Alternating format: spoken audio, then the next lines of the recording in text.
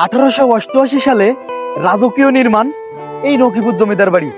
আজকে আপনারা এই ভিডিওতে দেখবেন এই নকিপুর জমিদার বাড়িতে কিছু খুঁটিনাটি সম্পর্কে আজকে এই ভিডিওতে আপনাদেরকে জানাবো। এই জমিদার বাড়িতে এল আকৃতিতে 3টি ভবন, 1, 2, 3। এই জমিদার বাড়ির যে ওয়ালগুলো তৈরি করা হয় সেখানে ইট এবং চুন সুরকি দিয়ে এটা কিন্তু তৈরি করা। আগের দিনের যে রাজকীয় বাড়িগুলো কিন্তু এভাবে তৈরি করা হতো। এই জমিদার বাড়িতে 3টি ভবনে মোট 41টি ঠিক এমন কক্ষ আছে।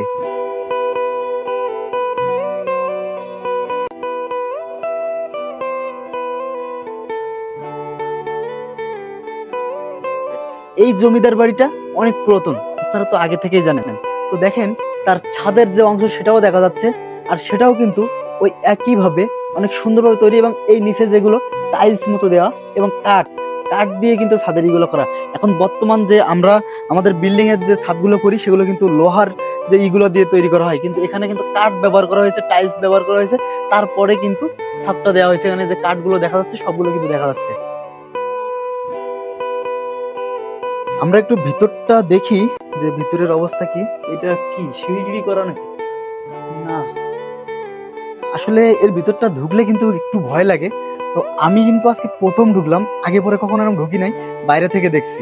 তো ভিডিওটা আপনাদের অবশ্যই ভালো লাগতেছে আমার যেটা মনে হয়। এদিকে আসো।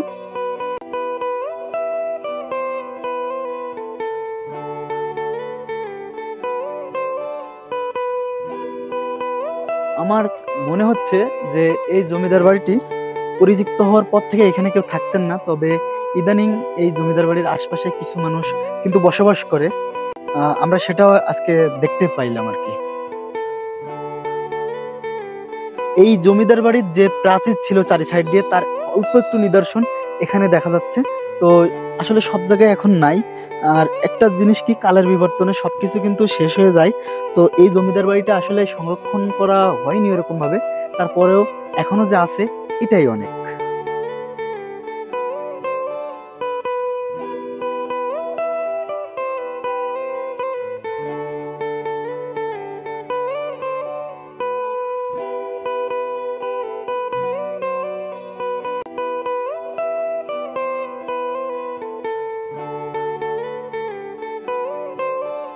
1950 সালে জমিদার প্রথা বিলুপ্তির পর 1954 সালে এই জমিদার পরিবাররা সপরিবারে তারা ভারতে চলে যায়। তারপর থেকে এই জমিদার বাড়িটি পরিত্যক্ত হয়ে পড়ে রয়। এই জমিদার বাড়ির যিনি মালিক ছিলেন তার নাম বাবু হরিচরণ।